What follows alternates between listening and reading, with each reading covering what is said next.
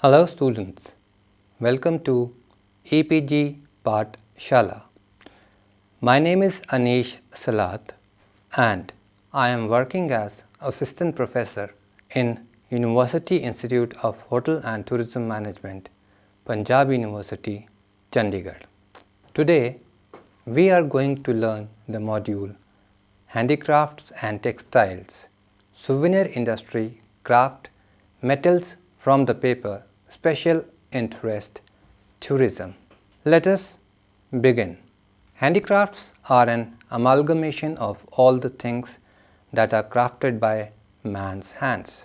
Many states in India have their own handicrafts that reflects the skill and artistic proficiency. Artists use their skills to create various types of goods that might be decorative or functional. These are unique kind of craft as these items are solely handmade without the use of any machinery. People in India not only take handicraft as the way to earn their livelihood, but as an art to be preserved for the coming generations. Some of the major handicrafts of India are glassware. The first reference to glassmaking is found in the Indian epic Mahabharata. Material evidence does not give any indication of glass beads in the early Harappan civilization. First material evidence is found in the form of beautiful glass beads from the painted grey ware culture of Ganges Valley. In the Vedic text called Satapta Brahmana, the term used for glass was Kanch and Kaka. Currently, glass industry has many facets, but the most famous is of glass bangles. The most exquisite ones are made in Hyderabad and are called Churi Kajodas. Apart from this, Firozabad is famous for glass chandeliers and other decorative pieces. Another center for glass in Uttar Pradesh is the city of Saharanpur that produces panchkora or glass toys for children. In the southern part of India, we have found archaeological evidence of glass at Maski, which is a Chalcolithic site of Deccan. Other sites that have yielded evidences of glass are Ahar, Hastinapur and Achchatra. Aran and Ujjain, etc. During medieval period, the Mughal gave patronage to the art of glassware and utilized it as decoration in their monuments like the Sheesh Mahal. Other glass items that were famously manufactured for Mughal were glass hookahs, perfume boxes or iturdans and engraved glass. Similarly, Varanasi also produced a peculiar kind of decorative glass beads called tikuli. Handicrafts on clothes. There are various types of handicraft techniques that are used on cloth like weaving and printing. The artists use wooden blocks or printed clothes to make pattern on other materials. One of the most important art is of bandhani, that is referred to as the technique of tie and dye in English. There is evidence of use of this ancient technique even presently in Rajasthan and Gujarat. A special kind of tie and dye that leads to ripples or wave-like patterns in the fabric is called laharia. This is usually made in Jaipur and Jodhpur. Another kind of tie and dye is called ikat, which is also called the resist dyeing method. In this method, the waves and waft threads are repeatedly dyed before the cloth is woven. The major center for his work are Odisha and Andhra Pradesh. Other processes from the ancient period that are still being used are kalamakari, which utilize the art of hand painting of fabric using vegetable dyes of the deep color. It is commonly practiced in Andhra Pradesh. A beautiful technique of fabric decoration is called batik art. Batik art is famous in Madhya Pradesh and West Bengal. Some techniques for fabric pattern come to India via trade route. For example, the Tanchoi weaving is said to be derived from Chinese inspiration. This might have come to Surat in Gujarat via trading communities. The weave resemble to fine miniature paintings.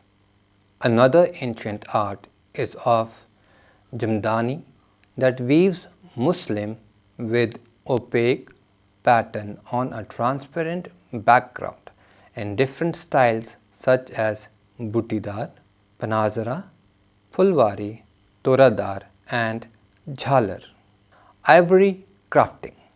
The practice of ivory carving has been prevalent in India since the Vedic period, where it was referred to as Danta, probably as a signifier to the elephant tusk, which was the source of ivory.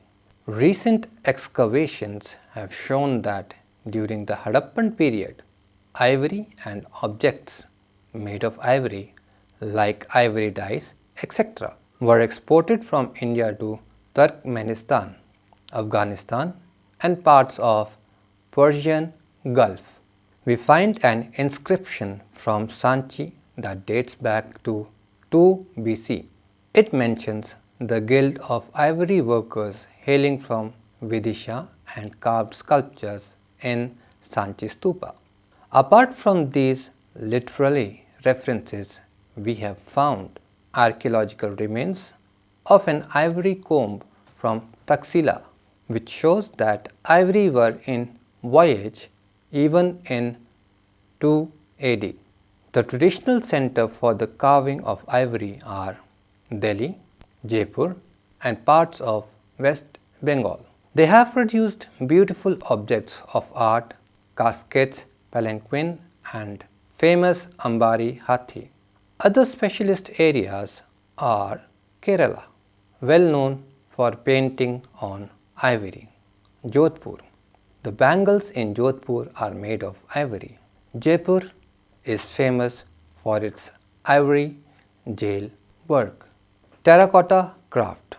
Terracotta literally means baked earth and is a type of ceramic clay that has been semi-fired. This process makes it waterproof and hard, which makes it perfect for using in sculpting and architectural edifices. One of the best specimens of terracotta craftsmanship is Bankura horse. The Panchmura horse and the terracotta temples situated in the Bankura district in the state of West Bengal. From the ancient Pala period, the Buddhist viharas are the best specimen of terracotta art in India. Silver jewelry. One of the most famous technique used by silver jewelry artists is called filigree work. Odisha is also well known for its silver anklets called paniri and paijam. They have unique knitted ornament made of silver called gunchi. The Bidri work done in Bidri village of Karnataka is also very famous for its beauty. It uses silver to create inlay work against dark backgrounds. This creates an elusive and stark contrast for shining silver. Clay and pottery work. Pottery has been known as the lyric of handicrafts as it is molded like a poetic composition and has a sensual appeal to the senses. Making objects out of clay has been one of the earliest crafts begun by man. The earliest evidence has been found in the Neolithic site of Mehergarh, now situated in Pakistan. The remnants show that the art of clay pottery making was highly developed in 6000 BC. The most famous pottery from the ancient period is the painted greyware pottery, which is typically grey in color and was related to Vedic period from 1500 to 600 BC. In some parts of the country, we find evidences of black and red pottery that has been dated from 1500 to 300 BC. These were found in large parts of West Bengal. Another type of ancient pottery was the Nadran polished blackware, which was made in two phases, first in 700 to 400 BC and next during 400 to 100 BC. These phases partially coincide with the Mauryan period. Furthermore, in the southern parts of India, we find remnants of Rillette pottery that can be dated back to 200 to 100 BC. Most of the evidence have been found from Arikamedu near Puducherry. After the beginning of the Gupta period, 300 to 600 AD, we find newer decorative techniques like embellishments, paintings, stamping, and molding. With the coming of Indo-Islamic traditions, we find evidences of glazed pottery. Next, we will study about bronze craft. In ancient India, metals were used for spears and arrows more than they were used for art. Yet, metal casting has been useful for craftsmanship for more than 5000 years. One of the oldest art form is of bronze work, as evidenced by the bronze statue of a dancing girl from Mohenjo-daro, which has been dated to 3500 to 3000 BC. Among the bronze producing areas, Uttar Pradesh takes precedence as it is major center like Etawah, Sitapur, Varanasi and Muradabad. Another major center is Tamil Nadu, which focuses on producing beautiful ancient statues resembling the art forms from Pallava, Chola, Pandyan and Nayaka period. Important centers of brass work are Gaja Tandava, which means Shiva dancing in the Tandava position.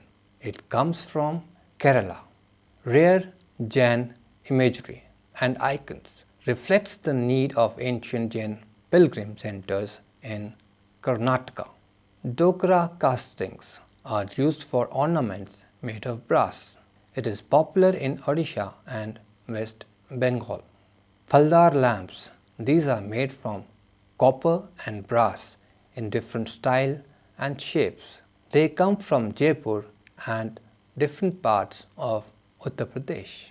Next, we are going to learn about crafts from metal. These are various types of metal casting that can achieve in iron, copper, bell metal, etc.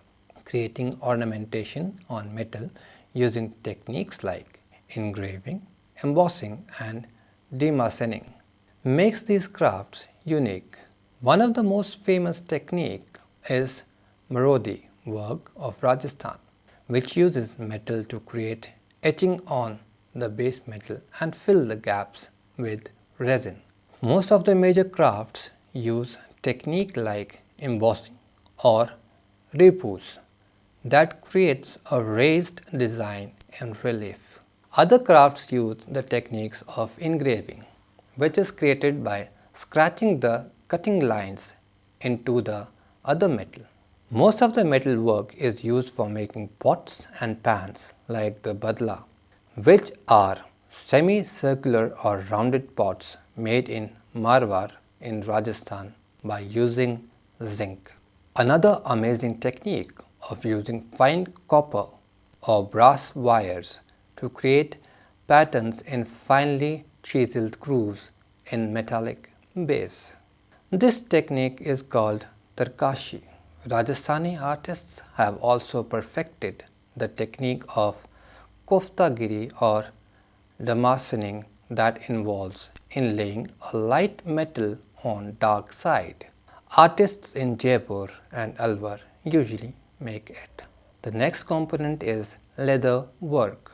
The art of leather tanning is known to have existed from 3000 BC. Although the first few animals whose skins were tanned were tigers and deers, most popular animal for the skinning became camels. It is said that in the ancient period, the rishis or the wise men dwelling in the forests used animal skins as mats. Even though leather was used in the Mughal period, the degenerative nature of leather makes it difficult for us to find material evidence for it. Currently, leather is mostly used to make footwear, bags and wallets. The biggest of leather is in Rajasthan, where camel leather is used to make bags of various shapes and sizes. Apart from these, Jaipur and Jodhpur are famous for mojadis or lutti, which are specific type of leather footwear. Another major center in Uttar Pradesh is Kanpur, whose economy is sustained to a large level by leather and tanned products. Maharashtra is also famous for its Kolhapuri chappals. Apart from these, Chennai and Kolkata are also major centers for leather bags and footwear. Punjabi juttis are also famous as they used applique technique on the footwear that makes them very beautiful. Another major technique of art on leather is practiced in Bikaner called Manoti art, which involves decorating articles with camel skin. Next we will learn about wooden work. India has a large forest cover and wood is one of the major products derived from these resources. One of the biggest commodities made from the wood is furniture. We find different kind of exquisitely carved wood work furniture in shisham wood and pine wood. One of the largest centers for making wooden furniture is Kashmir, where this art form has flourished since 13th century. They use walnut and deodar wood extensively. Kashmir artists are also adept at making wooden houses, houseboats, etc., owing to the cold and wet climate that is prevalent there. Some of the most exquisite woodwork like the Kashmiri latex work such as Achedar, Khatamband and Alzeri Pinjra. Another major center is Gujarat, where wooden lattice work is used in the windows and wooden doors. Most of the hilly areas that have access to abundant wood excel at carving techniques. For example, in Himachal Pradesh, towns like Barnaul and Chatrai excel in wood carving techniques used in temples like Nagbel, Kutreful, Jali and Dori. Other major centers for woodwork will be Karnataka. It is famous for its sandalwood work. Andhra Pradesh uses Rakta Chandan wood to prepare dolls and figurines. Kerala uses teak wood to make carved houses that are famous for their deep brown color and intricate woodwork. Nagaland uses Kumisyang, a local wood found in most parts of northeastern states. And in Rajasthan, it uses Rohilda to make decorative items like sindoor boxes and turned bowls. The next section would be the stoneware. Following the topical and geographical situation of India, we realize that stone masonry and crafting is one of the most popular arts in India. In the ancient period, to create exquisite monuments, the artisans needed skills in carving the sculpting. The best examples of stonework can be seen in South Indian towns. The artisans used a range of stones to create their masterpieces, like the soft brittle sandstone to patchy red stone to hard granite. The task was to create lifelike structure that resemble nature postures exhibited by people. We can see the evidence of sculptures and the architectural facade from monuments dated to the Mauryan period. The best example would be the rock-cut caves of Ajanta and Ellora, sculptures of Khajuraho, Buddhist carvings of Sanchi and Bharat. In the hilly areas, a good example can be seen from the monolithic carving of the rock-cut temple at Masroor in Kangra district. This trend has changed considerably in Mughal period that moved from stone to marble stonework. They focused on inlay work with colorful stones and marble. They also built a lot of monuments using sandstone. Some of the grandest monuments are Taj Mahal and Itmadud Allah Tomb. One of the main centers of procuring marble is Rajasthan, which produces the renowned Sangemarmar or the white Makrana marble. Another major place in Jhansi in Uttar Pradesh, which makes articles out of dark brown stone called Sangerathak. Next, we will study about embroidery crafts. Amongst the crafts used on textiles, the art of working raised designs using threads or wooden blocks is unique. This art is called embroidery and can be performed by using threads of gold, silver, silk or cotton on cloth using needles. There are several types of arts of embroidery. Some of the state-specific ones are Pichwai. It's a kind of craft that comes from Rajasthan, where beautiful and colorful hangings used as backdrops to religious idols are prepared. Shamilami. This comes from Manipur. It mixes weaving and embroidery and is used by persons with high status. Rabdi art. This comes from Kutch, an art which is used by the nomadic Raban tribe of Kutch. Phool Patti Ka Kaam. From Aligarh. They use flower petals and leaves as motifs in the embroidery. There are many other embroidery arts like the applique or pipli work that is practiced in Pipli village in Odisha and some parts of Gujarat. It is a type of patchwork made of embroidered colorful fabric that is sewed together to make a single piece. They use this technique to make beautiful lamps. Another famous technique is called Fulkari, which literally means making flowers. This process uses the technique of darning to create colorful flowers-like pattern on the cloth. It is produced in Punjab, Haryana and Delhi. Furthermore, there have been medieval yet innovative techniques like Bagh, which is silk thread to embroider on green cloth to make flower-like patterns. Other techniques like the Gota use gold threads to embroider and to create applique-like patterns on the cloth. Khandela and Jaipur are two famous work for zari work. Another technique related to zari is called Karchobi, which is created by sewing flat stitches on cotton stuffing to create a raised zari-like metallic thread pattern. The chikankari embroidery defines the culture and cloth making process of Lucknow. It uses the white thread to make flowers and other beautiful patterns. It can be done on much type of cloths like cotton, malmal ka cotton, polyester and voile. Kashmir is also famous for the fine workmanship of Kashida embroidery that is generally done on the famous Kashmir shawls. Another Kashida technique is used in Bihar, where these stitches are used on household items and daily garments. Souvenir industry. A gift from French for a recognition or memory.